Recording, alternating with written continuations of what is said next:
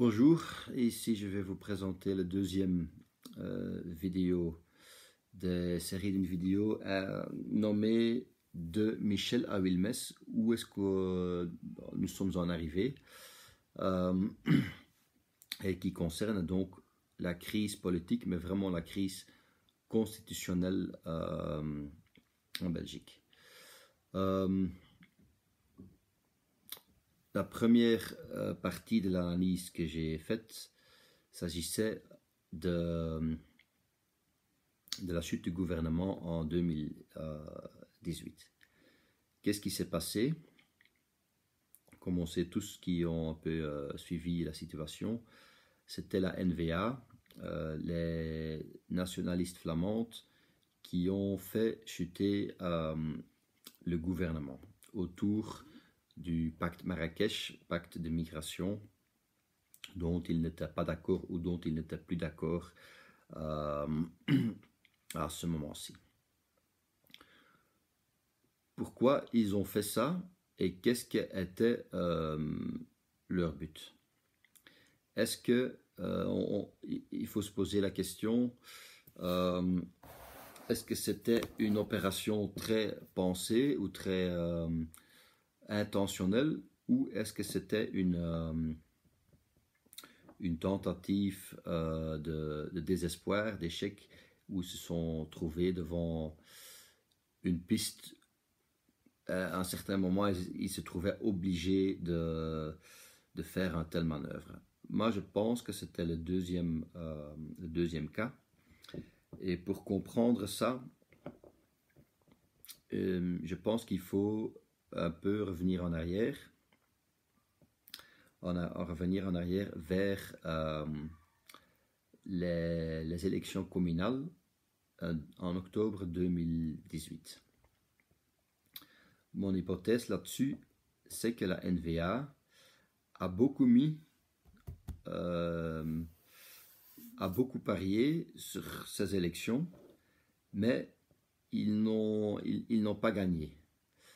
Ça semble bizarre puisqu'ils étaient quand même le parti avec le plus de votes en Flandre, le plus grand parti, le parti le plus fort. Mais à mon avis, ils se sont mis un examen là-dessus dont ils n'ont pas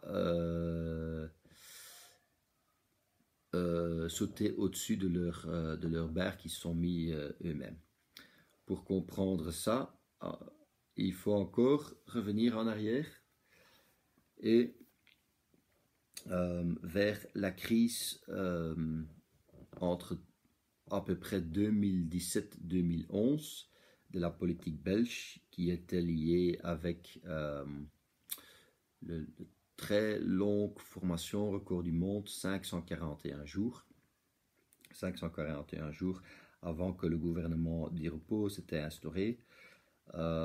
Seulement facilité ou accéléré après la spéculation des marchés financiers internationaux sur les taux d'intérêt concernant la dette État, et plus spécifiquement la différence des taux d'intérêt. C'est seulement après ça que les politiciens ont dit « Oh là, c'est quand même urgent, après 500 ou 400 ou 500 jours dans le temps, il faut un peu voir de chercher une coalition stable. » Donc, ce problème était lié au problème, cette phase de crise était liée au problème Bruxelles-Vilvoorde, mais surtout au crash financier mondial qui s'est développé ou qui a eu des conséquences en Belgique sur notamment le Fortis et le Arco. Et la politique là-dessus n'a pas trouvé des solutions dont la population pouvait se contenter avec. Et de là, cette longue crise, difficulté de former un gouvernement là-dessus. Et c'est cette période-là que la NVA s'est positionnée, s'est ressurgie comme parti stable en Flandre, comme parti qui avait l'ambition de pouvoir résoudre les problèmes et de garantir la stabilité du pays. Voilà, donc ça c'était mon point de vue jusque-là. Je vais expliquer dans un autre vidéo comment la NVA a en fait échoué dans cette tentative ou dans cette ambition.